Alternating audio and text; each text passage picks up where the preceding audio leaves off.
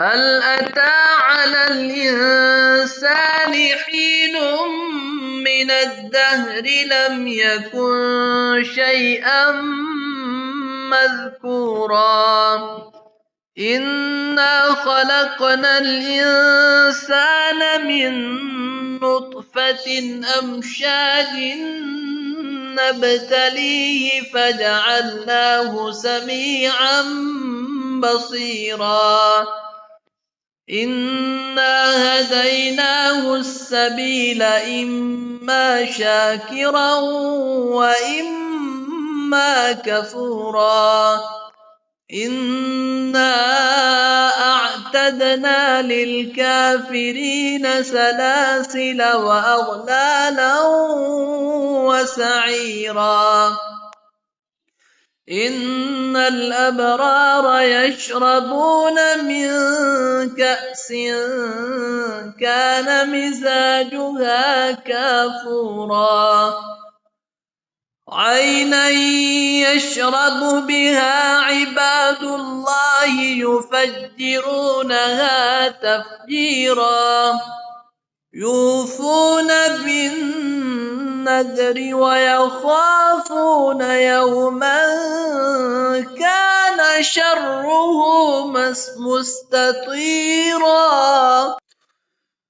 ويطعمون الطعام على حبه مسكينا ويتيما وأسيرا إنما نطعمكم لوجه الله لا نريد منكم جزاء ولا شكورا إنا نخاف من ربنا يوما عبوسا قمطريرا فوقاهم الله شر ذلك اليوم ولقاهم نضرة وسرورا وجزاهم بما صبروا جنة وحريرا متكئين فيها على الأرائك لا يرون فيها شمسا ولا زمهريرا ودانية عليهم ظلالها وذللت قطوفها تذليلا ويطاف عليهم بآنية من فضة وأكواب كانت قوارير من فضة قدروها تقديرا ويسقون فيها كأسا كان مزاجها زنجبيلا عينا فيها تسمى سلسبيلا ويطوف عليهم ولدان مخلدون إذا رأيتهم حسبتهم لؤلؤا منثورا وإذا رأيت ثم رأيت نعيما وملكا كبيرا عاليهم ثياب سندس خضر واستبرق وحلوا أساور من فضة وسقاهم ربهم شرابا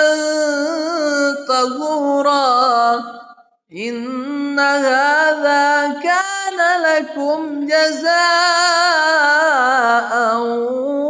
وكان سعيكم مشكورا إنا نحن نزلنا عليك القرآن تنزيلا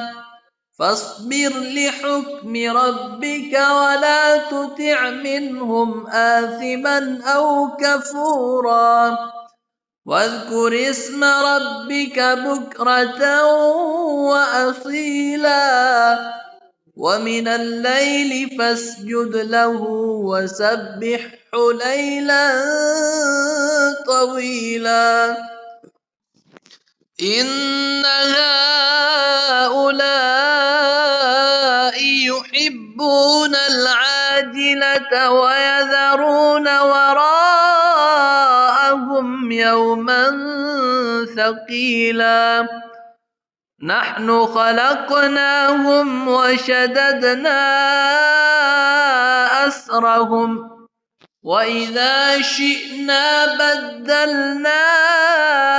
أمثالهم تبديلا إن هذه تذكرة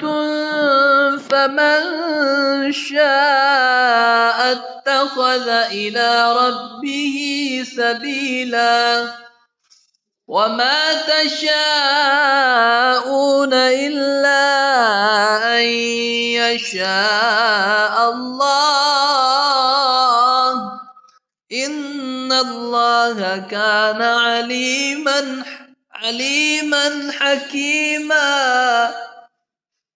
يدخل من يشاء